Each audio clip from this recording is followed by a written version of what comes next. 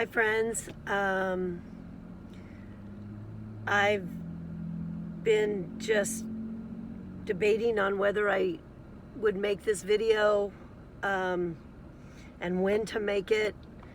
You know, you hear from people all the time, there's no manual to grieving, there's no one way to do it, everybody handles it differently. But I did want to make a video for all of those that have been following our channel, following our journey, following Rodney's diagnosis, and conclude this season of our lives, of my life. Most of you that follow us already know that Rodney passed away on April 16th in Sutter Roseville at 4:35 in the afternoon. It was a surprise, but it was a merciful, graceful departure. I have to tell you, God is so good.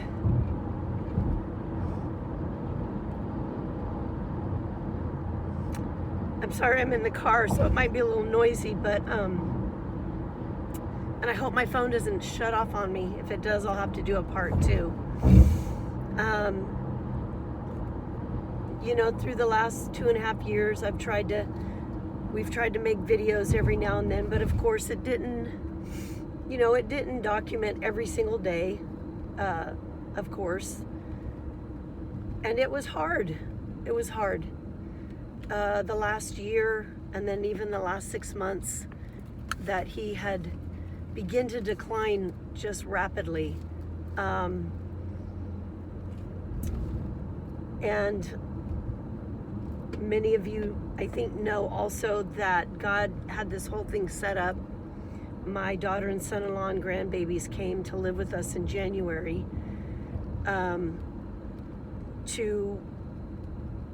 for Haley to spend time with her dad and for us to help them out a little bit. It was just, that was the plan, you know. So them being here right now is a God thing. Them being here through the whole thing. So I won't, go into detail of everything, but we haven't made a video in quite a while. I think, I think the last one we made, I was in the bathroom making the video, probably because the lighting was better, I don't know. And Rodney had walked in and I had him say hello, but even then, that stretch of time for the last few months had been very difficult for him, just in his speech, in his ability to eat and do things, and his walking was starting to get a little shaky. And anyway, what led us to the end was he had fallen. And he had fallen a few times that week, the week of the 25th of March. And that Friday, on Good Friday, he fell that morning and hit his head. And so just precautionary measures, we called the ambulance because he was very unstable on his feet, and took him to emergency here in town. And it just really, everything kind of went downhill from there. Again, I'm not going to blame and throw stones. God had his hand on him the whole time, but it was just a really rough time. And they realized, at this local hospital, that they didn't have the doctors and the help they needed to help Rodney. He needed, neurologists, he needed neuro advice and different things. They just didn't have it. So he was in our local hospital for Friday, Saturday, Sunday, Monday. They moved him Tuesday, middle of the night Tuesday, so 5 days. And in that time, he did have to go to ICU. He had to be intubated because his airways were at risk, his airway. He had been coughing a lot and started to aspirate. Pneumonia set in. It just, you name it. It was just stuff. So, by the grace of God, they had put in a transfer to a hospital that had, a neurologist on site. And we at that time thought we were going to be going to San Francisco because there were no beds available at the local hospitals in Sacramento, Roseville. And then 11 o'clock Tuesday night, April 2nd, I get a call and they said, we got a bed at Sutter Roseville. We need a verbal agreement, a verbal yes from you that we can transport him. So I'm like, yeah. So they transported him, and so then he started his journey at Sutter Roseville. And our prayer really was just that he could get back to a place, his baseline would be a place that we could take him home and he would still be able to function again like he did. But you forget things, and you forget in the moment of how bad things had gotten, and he was really having a hard time and struggling, and I don't think he would have wanted that. And God knew all that. And so his kidneys were failing. They got his kidneys back up and going and healthy again. They were trying to get all the meds out of his system and just basically drain, hopefully hoping that would help with getting him back to a place of stability. He was still intubated, and but they were putting him on the CPAP every day, and he was breathing on his own. So on the 10th of April, they took the intubation tube out, and he was breathing on his own. He was doing great. He had the NG tube in, so they were feeding him, and water. He had to have blood pressure medicine. He had a central line, here.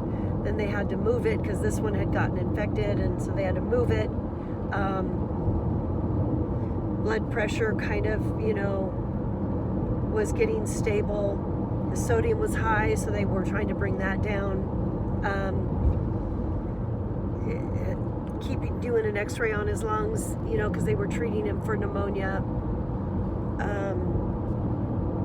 I know I'm probably leaving stuff out, which is, it doesn't matter, but it was just a rough time.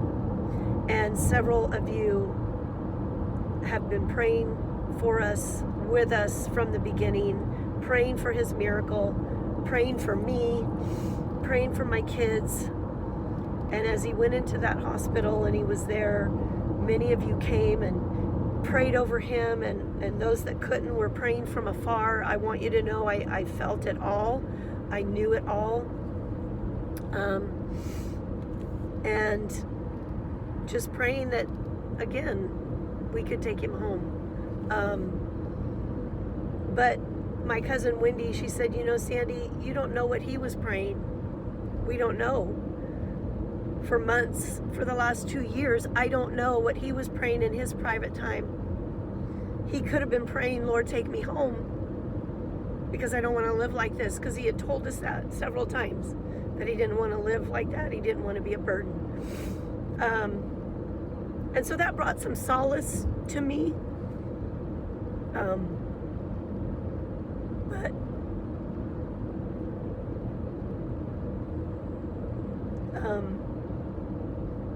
seemed like he was doing better.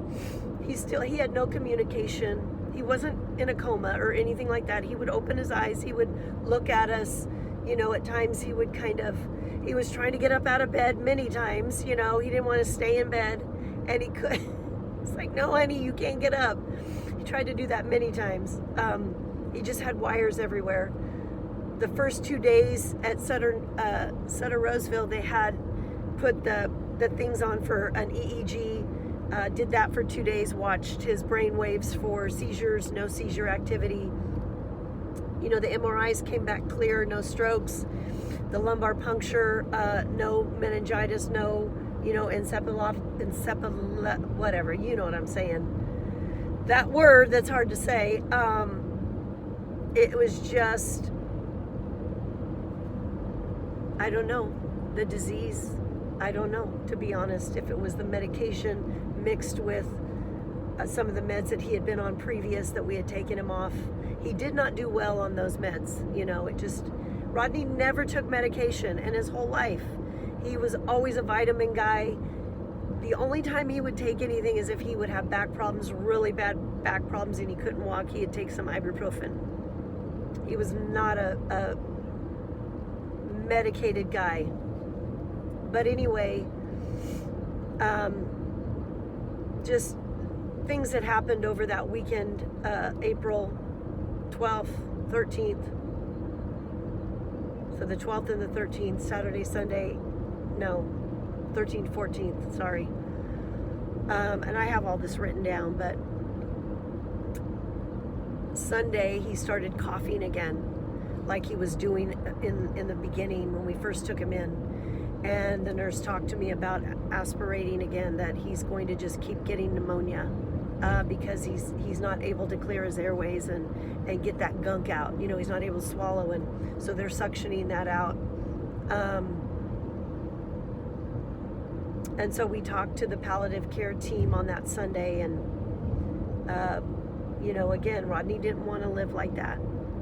And then we talked to hospice on that Monday, or no, on Tuesday, sorry. We talked to palliative care on Monday, hospice on Tuesday, and I'm just thinking, I was praying that the Lord, that I wouldn't have to make these hard calls, these hard decisions about what we were going to do, where we were going to take him, what the future was going to look like. I didn't want him to have to leave ICU because they were looking to put him in a normal room. I was like, Lord, please keep him in ICU so they can keep an eye on him. Tuesday, my sister-in-law was with me at the hospital. We were with him all day, and they had taken the NG tube out. He was just on the heart monitor. His heart rate was very high. Joe Antikyre and John Steele came that morning and prayed over him, and Joe shared at the funeral about what he saw. So hopefully we'll get that service up and you guys can watch it. But it was pretty amazing what he saw, and we just spent the day with him, and he had gone back to kind of breathing like that, like he had done in the beginning. He never did close his mouth after that first night in the hospital. He was breathing out of his mouth. I don't know why either, again, if that was part of the medication. And that Tuesday, he never really opened his eyes again. One time he tried to barely open them, and I was trying to get in his, face and talk to him, and I'm here. I couldn't get any kind of reaction from him that day. And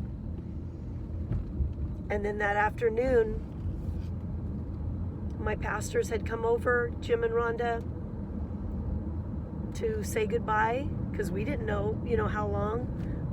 Honestly, we thought we were going to have to take him to a home after, because technically he was stable. And but I told them, come on over, and so they got there, and in about 30-45 minutes after they got there, they were with us, and Rodney took his last breath. And like I said, it was the most peaceful, merciful, gracious moment that God allowed me and him to have. There was no struggle. There was no gasping. The angels just took him, and he's whole. He's whole. He got his miracle. And I miss him terribly. And we had his celebration of life last week, the 27th, and it was perfect. All I can tell you was it was perfect. It was everything I wanted. The place, the honor that people brought to him that day. Unbelievable. Unbelievable. And I just want to thank you all for sharing our journey with us, and for all of the support. The financial support has been overwhelming. Those of you, You know who you are. Overwhelming. And God's taking care of me. He is. He's going to take care of me. And I had the best life with Rodney. Wouldn't trade any of it. There were hard times, but he was my soulmate. I knew when I met him at 16 that I was going to marry him. I don't know that he thought that yet, but I pursued him, I chased him. And we had a wonderful life. Wonderful life. Laughed, cried, danced, fought, had beautiful kids. Now we have beautiful grandkids. And I'm just grateful. I'm grateful for every bit of it. I'm grateful for every one of you. And I thank you for being a part of our lives. And so we will close out this chapter, and we'll see what the next chapter looks like.